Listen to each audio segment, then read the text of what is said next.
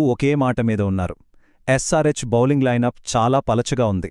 అంటే బ్యాటింగ్లో ఉన్నంత డెప్త్ ఆ ఫైర్ పవర్ బౌలింగ్లో కనిపించడం లేదు. ఇదే వాళ్ళ మెయిన్ హెడ్ఏక్. ఈ పారాడాక్స్ చూడండి.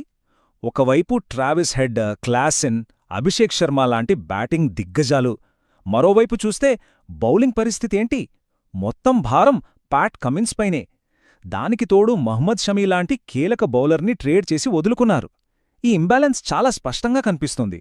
సో ఇప్పుడు ప్రెషర్ అంతా ఈ బౌలర్ల మీదే ఉంది.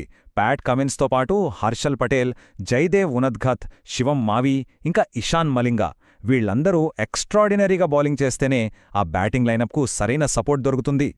ఇప్పటికే ఉన్న ఈ సమస్యలకు తోడు ఇప్పుడు మరొక పెద్ద తలనొప్పి వచ్చిపడింది.